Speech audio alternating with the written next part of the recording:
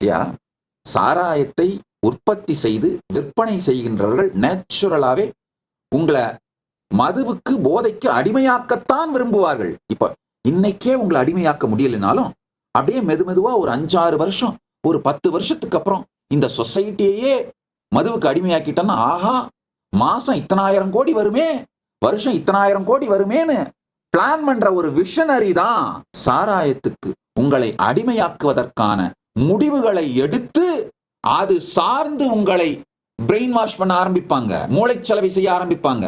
இது மாதிரிதான் ஒவ்வொரு துறையிலும்.